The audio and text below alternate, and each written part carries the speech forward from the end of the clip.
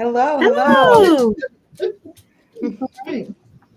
So, welcome to the Groomers Club. We are the Pet Pro Educators, and we're here to talk about apprenticeships and internships today. Yes. Okay. Trying to build the industry. And Michelle Knowles, you are duplicated in name. I know. Yeah. That's actually Lori. Hi, Lori. Yes. Michelle is up there. Here comes Mindy. I don't know. I would take being Michelle Knowles for a day. There she is. Hey, There's Mindy's me. on. I can sign out. Okay. What? I'll stay on if you want me to, but Here. I didn't know. I was just a backup just in case Mindy didn't get on. Well, I can sign out. No. No, stop it. I was having trouble signing in. While you guys are figuring out who wants to stay and who wants to leave, we're actually live. So let's start talking about stuff. Yes. So, Let's start talking about stuff. Talking about internship versus apprenticeship. The 3 weeks of May, we're going to be talking about hiring, educating, going to school, taking apprenticeships, internships. What are the differences between all those things? So, They overlap. And they do overlap. So, definition of internship and apprenticeship at a base level, like you can add to it. For the most part, internships are associated with a degree. And that degree requires some practical experience, hands-on, if you will. So they send you out into the big bad world, and someone with that credential agrees to work with you and watch your work, and then reports back to your counselor or your degree or your college or whatever, and then you get credit for that. But normally, internships don't pay. Now, some do, but the core practices, internships, are associated with a degree or a college or an institution, and you don't get paid. You're paying for the education. So apprenticeships, however, are paid. You can make more money doing an apprenticeship, and you also learn a skill. Apprenticeships take longer, but at the end of it, you're usually offered a job with the company that's apprenticing you. You're an apprentice of that company. Now, you don't have to work there, but 9 times out of 10, if you complete an apprenticeship, they absolutely want you to work there. And historically, the way that people throughout the centuries, long before online education and long before even trade schools, the way that all hands-on type skills learned the job was by apprenticing with a master, because it's not just a matter of learning, sitting in a classroom, reading a book, watching, videos or whatever, learning the facts of anatomy or safety or whatever procedures. Right. But to actually do them with your hands so that you get muscle memory. And usually that has to be done under the guidance of a master. And so that's why traditionally everything from wood shop to plumbing to anything that's hands-on, you always apprentice with a master at some point. So I wanted to say something about, you mentioned with internships. So I went to an agricultural high school for animal science. So we had 4 internships for a part of our program, but those were paid. I actually think that there are some laws about not having them paid. Like, I think that your interns actually do need to be paid, but there could be an entirely different pay rate, like you're a beginner, because I think that what our industry is often relying on are apprenticeships and internships and stuff. And it takes a lot of work to mentor somebody and to watch over them and to help them work on it. It takes a lot of work. The thing is, that's why internships aren't normally paid, because you're paying the mentor that's mentoring you also. They actually get a fee. But I don't think that's legal. I think that got turned around. Every college, and it's different for every state. Oh, okay. Yes. All right. Through 2 Gotcha. different states are, Okay. that's going to be at state level. Yeah. But the other thing right. is that when you're teaching somebody like that too, you got to remember you're taking away from, your income, because it's taking your time to teach somebody. So you're not going to get as many dogs as you would during the day done. Okay? Right. So your level of output during the day is going to be a lot lower when you have somebody in the shop that you are mentoring or anything like that, because you have to pay such close attention to them that you're not able to get your grooms done. Yes. And I will tell you that I did look this up because I, have trainees in Illinois. I looked up the law, and it is very clear. If I had a legal school like what Whole Pet Academy is, state recognized legal school, and they were paying tuition, then I wouldn't have to worry about paying them. But if you are not a legal school, and if you're just in Illinois, at least, if you are hosting somebody who is assisting you at their job while they learn, but they're also helping you make money, then legally in Illinois, they have to be paid. Right. Right. But that's sort of that fine line between student and intern. Yeah, Right. it's a foundational definition between the two. Now, like I said before, there are exceptions. Some career paths actually have to pay you. Sometimes it depends on what even the career is. Is it an electrician, or something of that nature? Sometimes they do have to be paid. But there are rules and regulations. We're just talking at a base level. Let's distinguish between the two. Right. Also, internships are for a very short time. Right. To get a number of hours of practicum. A very defined period, yes. Apprenticeships can last for years and take you into your master. So it just depends. But what is important too is the knowing and understanding that you're not just another body there working for free. So if you're there paying, if I'm going to you and I'm paying you to learn how to groom, make sure you're actually getting the knowledge and you're not there just being a free groomer. Because there are times that I've actually interviewed and hired people who went to a school, and these poor people have spent thousands of dollars for nothing, and they were just hired, glorified bathers for free. I need you to reel that in and save it, because we're going to dedicate a whole show to just the schools. Yes. Okay? Yes. So oh God, all of us have soapbox that teach. Yes. Yes. It's in my heart-shaped box for later. But I think what we're all starting from is the place that says, especially because of the pandemic puppy population explosion, that our industry, which already had what people called a shortage, now has a real shortage. And it's actually technically not a shortage. There's more groomers now than ever before. The problem is that there are way more dogs than ever before, and really all of a sudden. So there is a sort of a critical experience of dramatic personnel shortage in our industry. And and this is not a skill that you can just learn to do in a couple of months. This takes a year or more so to really get to the point where I would leave somebody alone. Mm-hmm. I agree. Go ahead. No. I was just going to say for groomers who are out there right now saying, yes, we're low on staff, what's the best way to approach getting more groomers and getting people even interested in the field? Because that was this week's topic, right? It was like, where do we even start? Do we get How people do we find interested? these people? Well, first of all, I think that I'm going to probably put to the council floor that we do need to talk about how to address this issue in some type of a document to include, because I still have people coming to me inquiring, well, what does being a groomer pay? Is it just a summer job and this, that, and the other? People don't realize this is a career. This is a profession. It is a career. You can absolutely raise a family on the income of a groomer. You can put your kids through college. You can buy a house. You can buy a truck. You can live your life and take vacations. And retire to a nice home. Yes, it is an actual career. So I think that so many people still view grooming as this fly-by-night thing. We are an entire forceful, educated industry as in modern times, as opposed to where we were before. I was making more as a dog groomer than I was as a teacher with a master's degree and a teaching certificate. Yes. And I just have to add this, and I hope people will do it. Those of you that are successful groomers, there's a fabulous new hashtag that I'm seeing a lot. Chris Pearson just used it this week. The hashtag is paid for with dog hair. Oh, yeah. I love that hashtag. Yeah. Encourage everybody to use it. Show people you can make a good living. Yeah, Mindy? Going back to what you said, and that was the key word that I picked up on yours, is that we are educated.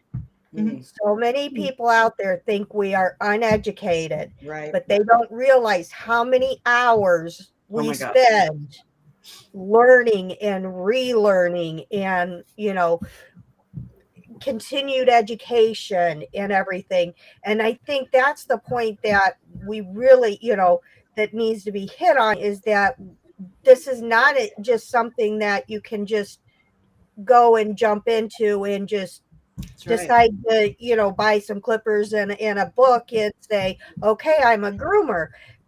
It takes education, and it takes a lot of time to skill to master this profession. And I would suggest, as a person who was a teacher in the sort of just traditional schools, to learn something content-wise that's verbal and that's in your brain, whether it's science or math or history or English or whatever, is a much simpler process than learning something where you have to have knowledge about the anatomy and the products and the handling and the style that's appropriate for that breed and the coat type and all of those different variables.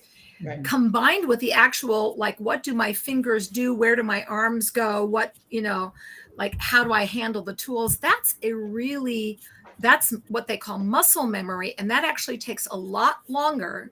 And with constant repetition, it's like, the difference between, learning to pass the GED for English and math, which you can do in a few months, or actually learning to, like, ice skate or play the piano when you don't know anything about how to do that. You have to do the finger exercises over and over and over again. And as they say, 10,000 times to mastery. Well, I was telling a student today at the school, I was like, well, keep in mind, you're asked to do a lot of things at the same time. But like when you're driving your car, there's a point where you're like, yeah, I guess I'm doing 4 or 5 things at the same time, but I'm used to it now. Like, so I'm asking you to, like, slowly come to the intersection, turn on your blinkers, start to turn right. You're using your wheel, you're using your pedals. Oh, turn on your wipers. Like it's not that hard when you get used to it. It becomes like breathing. You have to practice. It really does, but it does happen. But getting back on task, how do we invite more apprenticeships? How do we find those people, number one, who are willing, number one, who are able, educated enough to teach another person to a level, and 3, how do we price that out? How do we treat them like a bather? Do we give them a commission? Do we do the hourly? Depending on all the things, all the options we have nowadays in order to pay an employee, which your apprentice is an employee, so they should be W-2. Even if you pay them commission, it's still a W-2 position. It's a real job, and they're learning, and you're going to have to take your time out. If you do a commission split, maybe you can pay yourself out of the piece of commission that they're not mastered at yet. So if you bring them 35, and you usually, the top price is 40, 45, maybe you give yourself 5% of that dog, or however you want to work it out. You can still make a viable little profit off of an apprentice, but they have to be enthusiastic. They have to be teachable. And you have to be willing to teach them. And you have to be willing to teach. That's the tricky part too. They have to be responsible. They have to love animals. I would put that as a criteria, Dan. If they're just I think anybody that goes into grooming that doesn't, thinks it's just a way to make a living is not going to probably have the right heart for working with the live animals in a compassionate way. But I think that just as a former high school teacher, where I know every single high school practically in the world, in the country certainly, does career days, I have actually gone to high schools and spoken about the pet industry as a career. I think more people who are willing, especially us older groomers whose hands hurt and we're trying to groom less and teach more, definitely should be maybe calling your local high schools to try to offer to go to career days and to speak in business classes, or to find trade schools or junior colleges in the area that are focused on the trades, and see if you can't do some teaching there or some student outreach there. Go to your local dog shows and pass out a little flyer explaining that you're accepting apprenticeships, paid apprenticeships, and give them to every bucket bitch that you can find. Because they are hungry. They're hungry and they're enthusiastic and they're passionate and they've already got blisters from the brush. They're good. If Yeah. they want to advance, let's go get them. Dog shows So are a great idea because that's where the dog lovers are. So when I'm house call grooming, I occasionally have owners watching me, and that's when we get this discussion about like, I never knew that was a job, and they're really interested in this. And what I find is when I talk to people about when I'm brushing, when I'm bathing, when I'm scissoring, I go into that same headspace I go into when I'm knitting or when I'm sewing. Like this is crafting. And if people are like, wait, I get to play with dogs, I get to craft, I get to do some ugly stuff too, but I get to be with the dogs, I get to craft, I have an interesting intellectual job, because it's not all just bathing dogs, it's also the skincare and the coat care. It's a very rewarding career that pays well. And I've had a number of my owners go, I don't know if I'm ready to change, but I'm thinking about it. That we need to present it as this really interesting skill. I mean, how can you not sit down and watch grooming? I don't even know. Well, what's a good way for the young groomers who are trying to learn, and also people who want to get into this industry? What's a way you can educate on how to look for that groomer to be an apprentice? Like, how do you find that person, and how do you know? I think the best. Shadow. Go ahead, Mindy. I have people come into the shop just to shadow for a day that say, hey, you know what? I'm kind of interested in it, and I just let them come hang out for the day, watch what we do, watch how we go about things. And, I had way back when I first started and I was still doing it, in the house, in the back bedroom, I had a girl come from the high school, and after the day I'm like, so do you still want to be a groomer? And she's like, yeah. I said, a little more hair than you thought? She said, yeah. So just getting that enthusiasm through just them watching you, and then helping them through the process of getting going in the industry. I think Jennifer's suggestion of take advantage of career day. You don't even have to wait till career day. Contact the school. Sometimes they'll just let you come in and talk. Hey, we got somebody here who wants to teach about a possible career path for you guys. Right. And actually, if I can give you a little insider secret, what happens in high school counseling departments, every high school has a counseling department, whether it is one person or a whole team of people. But that counseling department person is the one that's either steering them to college or steering them into some other track, junior college, vocational, trades. And both of those tracks are definitely part of what the high school does. Is it knowing that they're coming up on their senior year, they're going to be graduating, either they're going to be college bound or they're going to be career bound. And those counseling departments prepare and steer them to both. Right. And they help to identify those students. And So all you have to do is contact the high school counselor. Don't just contact one. Contact all the high schools in your city. Contact them all. Well, and depending on where you live, there are things like 4-H and FFA that are already animal centered, and a lot of like I said, I went to an agricultural high school, but in an area where farming was decreasing. So they supplemented that by adding a lot more of the small animal stuff. So we were learning vet tech stuff. We were learning some dog grooming. We had fish tanks and snakes. That 4-H and FFA are a really good source of kids who are already interested in animals and may actually have a really interesting background already. Sometimes those farm kids are just so easy to work with. I can't tell you how many veterinarians that I've met that have put themselves through veterinary school by grooming. Right? You know what I mean? So don't rule those out either. If they're going to college, they still need to eat. They still need to pay their bills. The 4-H, a lot of the 4-H programs have a dog program in them too, where the kids do, they learn agility and conformation and all that. And part of that is grooming too, because I was a 4-H leader for a dog program. And they one thing they do on that day at the fair that they're doing all their competitions is they put it up, and the judge will ask them, who groomed the dog? How was the dog groomed? And that's something that, it sparks an interest in them too. Oh, Right. that's I love awesome. that idea. Yeah. You know, Absolutely. Go ahead, Lori. so I know for myself, before I got involved with the school, I honestly looked up USA groomers, and I just looked at the top of our fields all Mhm. over the world, and I started emailing. I said, what do I need to do so I can mentor you for a day?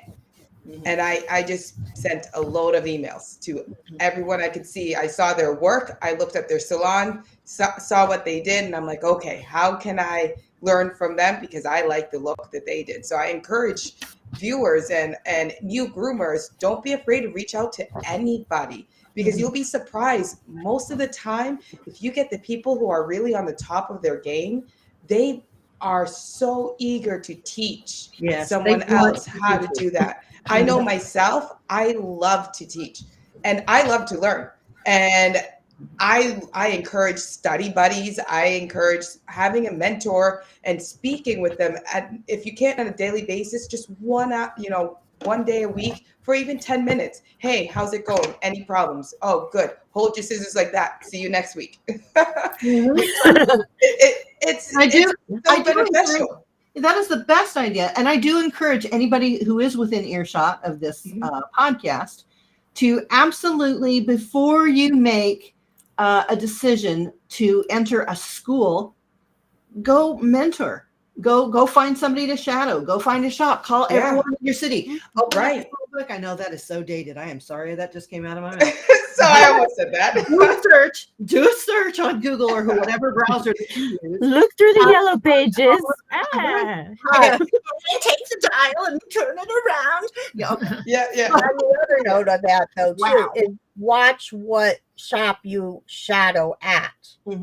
Not all the shops out there are going to do things ethically or properly. Look for one that doesn't smell. Yeah, look for one that doesn't smell. Visit several of them. Even if you just greet them and say, hi, I'm really thinking about getting into grooming. Right. Talk to the people. Don't even shadow them. You might find a really nice shop that looks like they have their stuff together. It looks like they're paying their bills and stuff. And if they offer, hey, why don't you just come and shadow? Right. Bingo, you're in. It's the best. And I also would suggest that contact people a groomer. Contact a groomer. If somebody contacts me, for example, you can't shut me up. So I think many of us, it's a passion piece, you know. Laura's like, yes, it's true. I love it. It's a passion thing that, like, if someone contacts you and they're like, hey, I'm interested in becoming a groomer, you know, like, you're going to find a groomer who's going to like, really? Let's tell you all about it. Let's talk about it. Right. I would like to say hello to Amber and hello to Samantha. Absolutely. Thank you for joining us. No, I was actually going to suggest people looking for somebody to apprentice under also might want to ask about that groomer's credentials. Are they a certified master groomer? Are they certified at all with one of the 3 national certifying organizations? Have they gone to a school? How many years have they been grooming? Have they have any show dog experience? Anything like that. So ask what, you know, if you're going to offer yourself as a trainee, you want to also find out what the trainer's apprenticing skills are. Have they ever spoken or taught? Have they ever competed? Any of those things that would make them maybe better able to guide beginners. Right. I agree. Yeah. I agree. Well, and I find that a lot of the time you're on Facebook groups asking, not a great place to check. I mean, you might get some really good advice on a Facebook group, but what I find on Facebook groups is like, just work for somebody until you learn. But that's not the same as an apprenticeship. It isn't. You know, like you really need somebody who's going to say, okay, let's sit down and let's talk about timelines and what our goals are, and to really map it out. They're going to give you a plan. They're going to give you exercises for your scissor hand. They're going to bring cutouts of proportion. They're going to bring you things to help you learn. They're going to stop you in the middle of your crew and say, okay, not like this, like this. Yeah. They're gonna try to book dogs that are fitted for your skill level, you know. Exactly. And I worked at my first job was at a boarding kennel. And when I did my apprenticeship, we had a lot of dogs that were all like stripped downs. I did so many beautiful trims that I had to then strip down, but there are ways around that. We had like the schnauzers and we had the springers and, but that was part of my learning. It took a lot more time to have an apprentice do a full trim that was then going to get taken down with a 7, like that. Yep. But someone I invested didn't in hear that. we used to do it a lot. Jennifer just had a heart attack. I know. Forgive me. It was back in the day. Oh, and listen to this. If you take any other profession, let's take veterinary medicine, for example.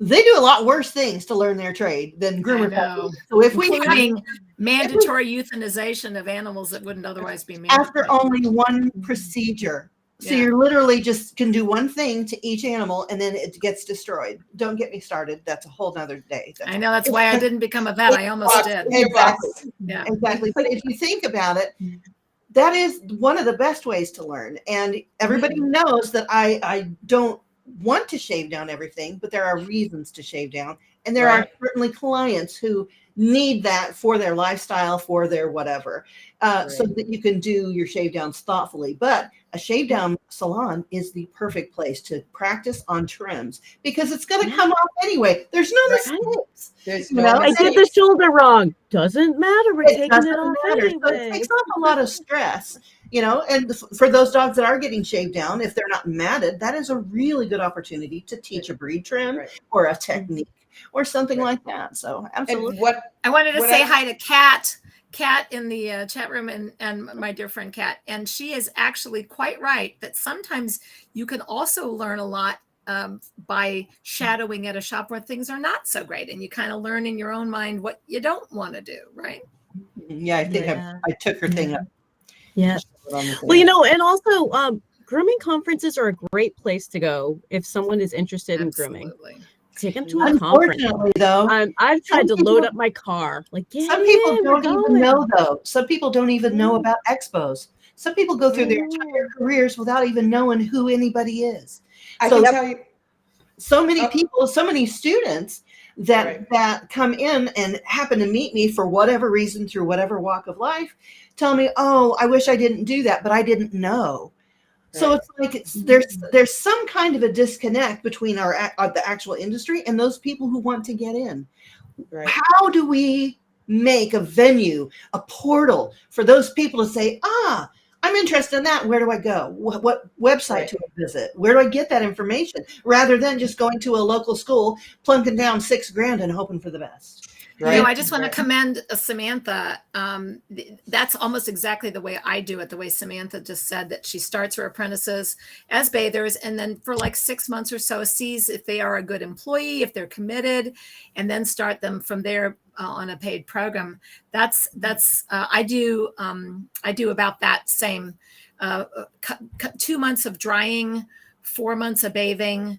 And then I start them on nails and, sanitary, and it kind of, builds from there. But I always tell everybody that when they come in, I will pay them and they will be my employee. Right. But as an apprentice, if they want to learn to groom, they're making a 2-year commitment. Well, I would like that's the price they're going to pay for me teaching them, is they're going to be a stable employee for that time. And that's standard what the big box stores do. They make them sign contracts. So I don't, because I know that if there was somebody that really didn't want to do that, at-will laws protect people. That you can't make somebody work. That's slavery. So that's illegal.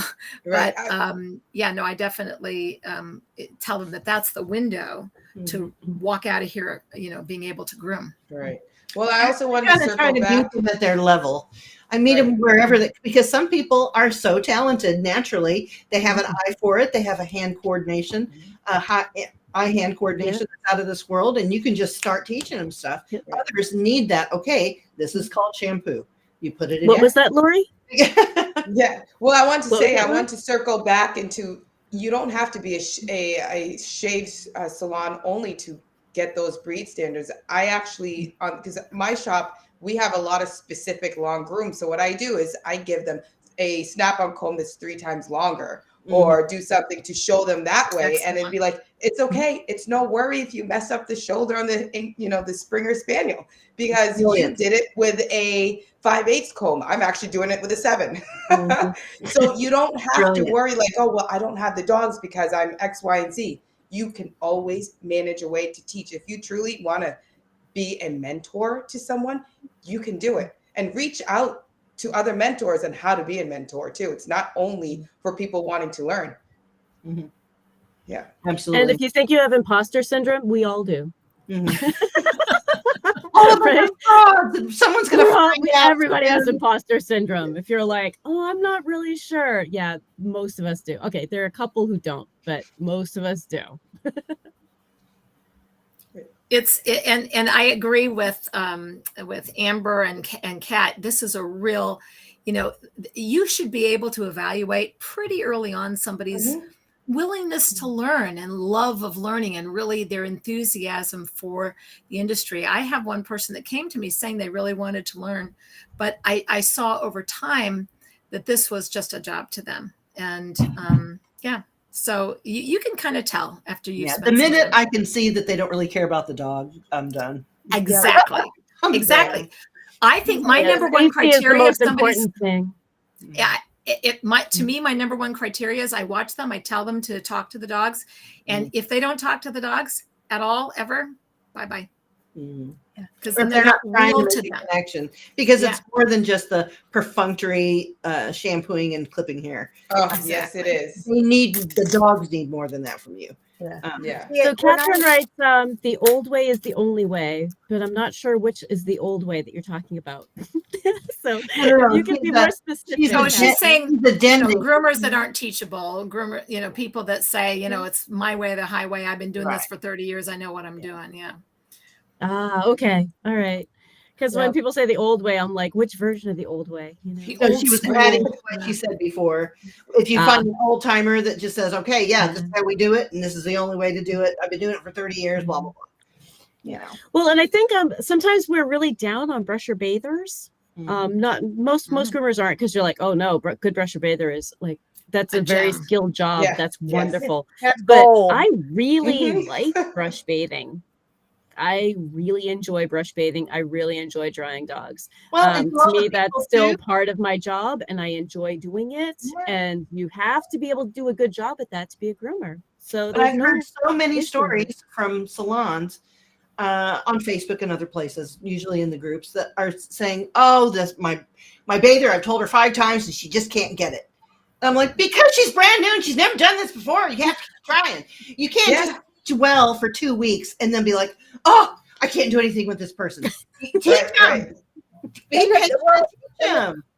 thing is too is that so many people think that, oh, it's just bathing a dog. I mean, come on, it's not that difficult.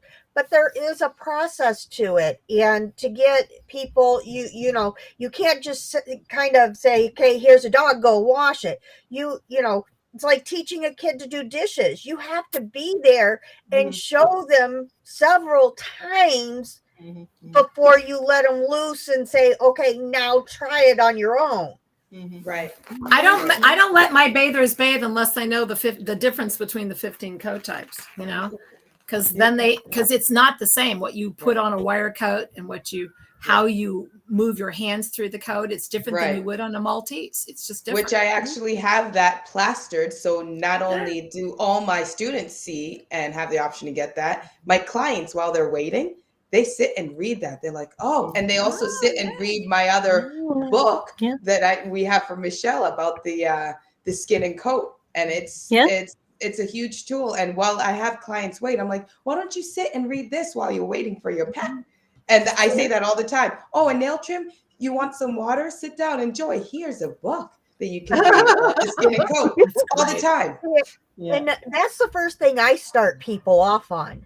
Is I start them off with some minor some minor burk work, and they need to complete that before they can ever step foot behind my doors.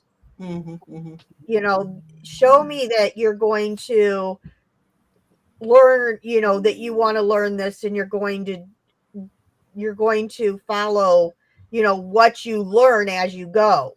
Right, right. But if you want good apprentices, if you want good groomers, if you want good workers who are enthusiastic, stop treating your bathers like sub-citizens. Stop doing that. And I know a lot of shops, because it's prevalent in my ear, I see it and I hear it. Yes, they are beginners. Yes, they are not educated yet in our ways. Yes, they don't know how to bathe a dog. Yes, they don't know how to rinse the belly off, even if everything else looks good. Yes, they don't know to check the pads. They don't know anything. You have to show them. You have to teach them. Stop treating those bathers so bad. Oh, they're just a bather. These feet aren't clean. This dog doesn't have gray feet. He has white feet. Do it again. Like, I've heard so many bad things. If in fact the dog needs bathed again, just take the feeling out, take the emotion.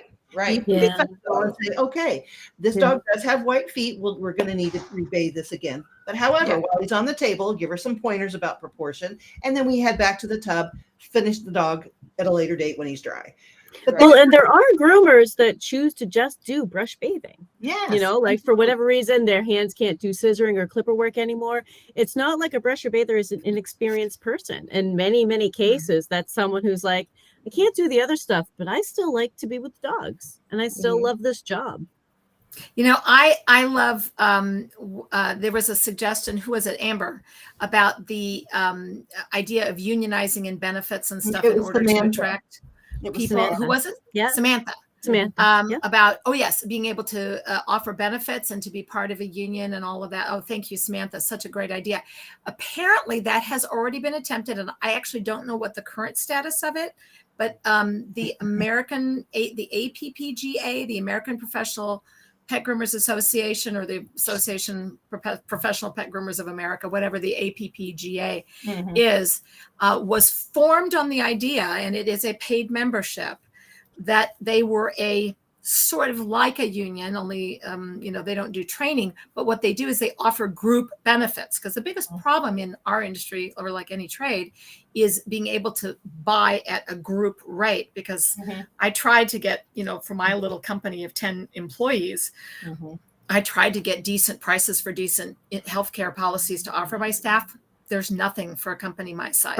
You have to have 50 people or more, or, whatever.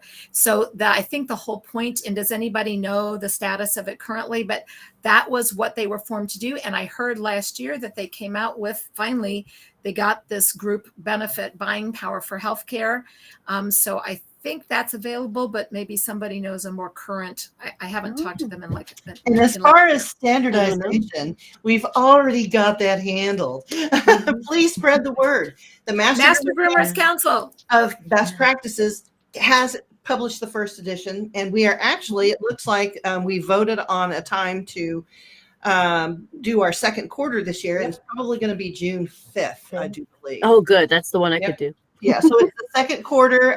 Bring new business, talk about old business. Yeah, Samantha, anybody who is a groomer in the industry can join.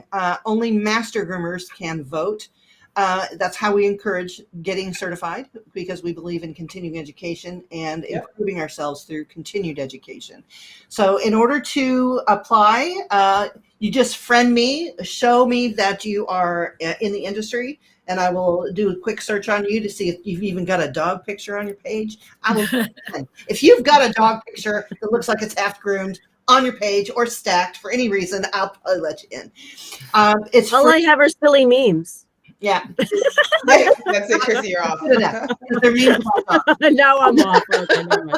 But yeah, we want everybody in the industry to have a voice about what our standards should be. And we successfully went through a whole year of debate, and we have published the first edition. And we probably will publish an edition every year and change it and switch it around, because some of our members have changed their credentials and have upgraded and need all this. So please tell everyone to join the Master Groomer Council of Best Practices.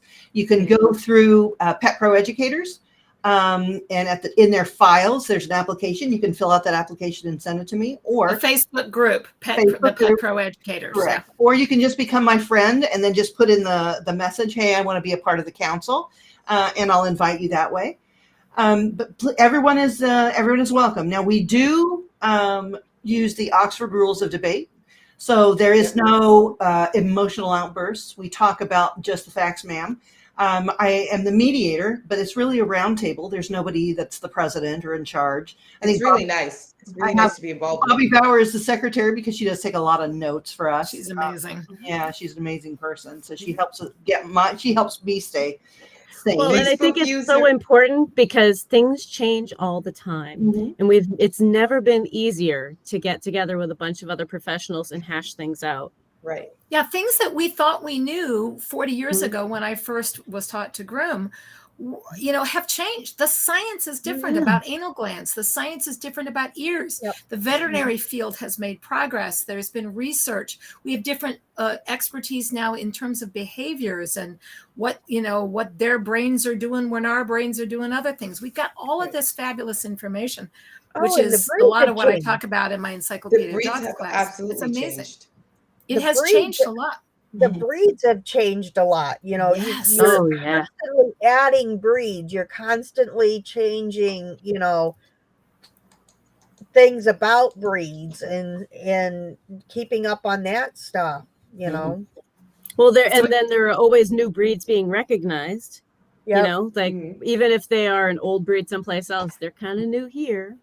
So it's Ashley who's our Facebook user. Sorry, Ashley. This is a different, this is Restream and it's not the old one. Yeah, no, I was just going to compliment. Here's Ashley who's just joined us, who's Ashley Hanby, who's one of our, great examples of good groomer already, goes on and really works hard to become a master esthetician under Michelle's classes. I mean, it never stops. If you're a good groomer, you'll keep learning all your life. Oh, yeah. It's amazing, the power of knowledge. Every day there's something new, and the more I learn, the more I can teach. And I just get giddy inside when I see my salon is full of people who talk to dogs. Before it never was, before, and Chrissy can attest, everyone was, oh no, don't do this, and then as I learned, I was able to teach, and now we have a whole different environment. I mean, and I can't stress it enough. Continue your education. 17 years grooming, and I'm still learning way more every day. And just remember, every time you get frustrated with your apprentice or your intern or your beginning breather, every single time, rechange the way you perceive that whole situation, because every groomer that you help to become a successful groomer is 1 or 8 big dogs a day that you don't have to groom. That's how I look at it. If I get frustrated, I'm like, oh, but if she gets it, I don't have to do this dog. Just within this panel, how many of us are in the middle or thinking about taking another class? I'm in 3 classes right now. I'm in 3 as well. Mindy, as you know, you and I are part of 1. Yeah. Oh yeah. We're actually study buddies in one. Oh yeah. Yeah. So, I'm taking 3 classes right now, which is, heck, I haven't taken 3 classes at one time since college. Right. I'm working my way up from, I'm going to take Chris Pearson's advanced CCE, and then I'm going to take yours, Michelle. There we go. Master pet esthetician. Yes, it's fabulous. It's on my list too. I'm not sure if Alyssa's listening, but Alyssa was one of my students who excelled so quickly. And not only did she excel quickly, she also did Michelle's class in a breeze. And she just submitted her final. She told me, and she was like, she told me all the things before she hit the send button. And I'm like, hit send, woman, you're doing great. That's awesome. And she is one who loves to learn. And it's amazing. And you can tell the right mentor. You can just really, having the right mentor really will help you. Yeah. And learning's not just for beginners. I am truly humbled by having real experts already taking my behavior classes. Right? Like, holy cow! Thank you for taking them. It's really humbling that someone who is already an expert is like, this class will be helpful, but I mean, I'm taking classes. I think it's just so neat that we can specialize. You don't have to just kind of do the same thing all the time. You can specialize, and there are so many specialties to go into. Yeah, absolutely. Well, there's going a little bit back to not being a groomer, but being just a good bather brusher. I actually worked with a company who that's all they doing is being a bather brusher, and they're calling themselves skin and coat technicians and are willing to keep educating themselves, want to take classes in the esthetician, and that's what they want to do. They have no interest in grooming, but they want to make sure dogs in the city are clean and well kept weekly, monthly, nothing more than 5 weeks, and a good maintenance, so you can have a nice, good looking dog with really nice skin. Not everyone needs to be grooming. So there's something for all of us in here. There really there's is. another thing, another great class that people can take even when they're experienced. Samantha in the chat room also said that she teaches enrichment grooming, and she just did this wonderful live stream. And Samantha, isn't it available by recording on Facebook about enrichment grooming, which I watched? It was wonderful. I learned new things about behavioral strategies that you can use to, enrich the experience at their while they're being groomed. I did not know that there was such a thing as a snuggie rug or whatever you called that thing. That was I didn't know that until Samantha told me. So Samantha, if you can put that on the chat, I would love to have everyone look at it. If we can get like that link, that would be great. I would love to promote that. It's a wonderful video. Yeah. There you go, Right, Samantha. Ashley. I'm thinking that's Ashley about the beautiful hair without Snuffle mat. Sorry. Yes. Thank you. Okay. So I kind of messed up because I usually don't host these things. And evidently I'm hosting. Ta-da. Yeah. Today was supposed to be talking about school. So Lori, you're vindicated. Supposed to be schools well, today. schools will have to be next week. Yeah, schools will be next. I thought we'd lead into schools because it's such a hot topic. It's such a. It is. I hope that everybody out there will join in the chat room and share your school, ideas, advice, and mentioning schools, I find often I'm on Facebook and, people are like, don't bother paying for a school. It's like, no, schools have their place. And I say that as someone who teaches in a school. But then I also did an apprenticeship and I went to animal science and stuff. A good solid school background means that you can be just learning without the pressure of doing the job, just learning. And there is some super big value to that, Okay, well, however, there's always we don't want to start the topic now. Ooh, not all schools are equal, and I'm just going to leave it at that till next week. Oh, I Put a love pin you. in that. Put a pin in it. We'll circle back. Yes. In that box, because we're going to continue this. I actually said this in an article I wrote for Groomer to Groomer, explaining the research I'd done on the growth of the population of pets and why we do have a shortage, not because there's not more groomers than ever before there are, but because the number of dogs is growing so much faster. And it's not just us, vets, kennels, trainers, all of that. But the one thing I said is I really do think, and I'm just going to put this out there for those of us who are older, me, for those of us that have been around for a while, and for whom, my doctor's orders on my hands are to, cut that yanking and tugging out because it hurts. So I can do the more refined stuff when I'm training, but I don't hold a paw for nails anymore because it's killing my hands.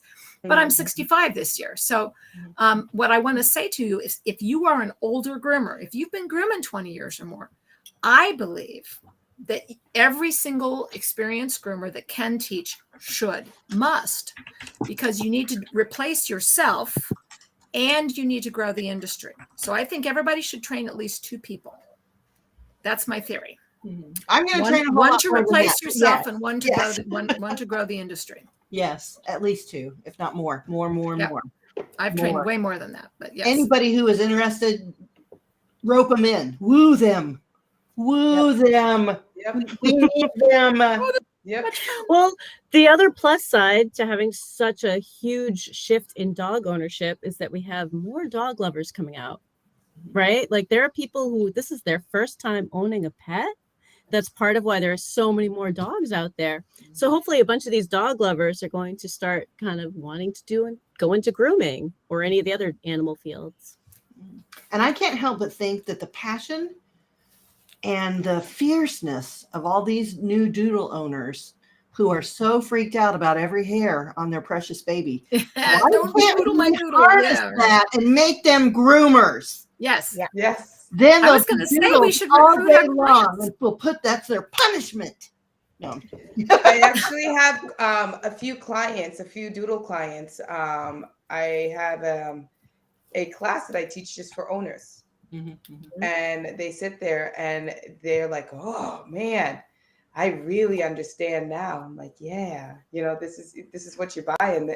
And a lot of them actually do a good job once they're on the same page, to the point where I'm like, oh, if your dog is, 7 feet long, but no mat, good job. And the dog's skin is healthy. Holy cow, it can be done. We can talk to everyone about it. Absolutely. It's another way to mentor your clients. Yeah. Shout out, Thank you, Sometimes clients Samantha. decide they want to become groomers. shout out to Ashley Hanvey. She is one of the most amazing up and coming groomers and estheticians that Agree. I bow down to her fierceness. She's the real deal. She's the real deal. And I tell her so publicly every moment I can, because she has Yeah, that's true. syndrome really bad. And I'm telling you, Ashley, you're for realsies.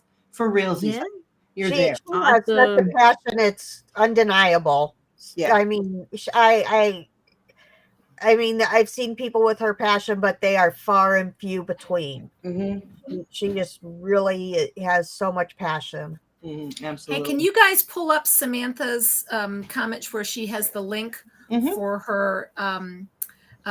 This is enrichment grooming video. Yeah. Thank you, Samantha. Awesome. I can't wait to check it out. Anything behavior, I'm gonna geek out on. Oh, absolutely.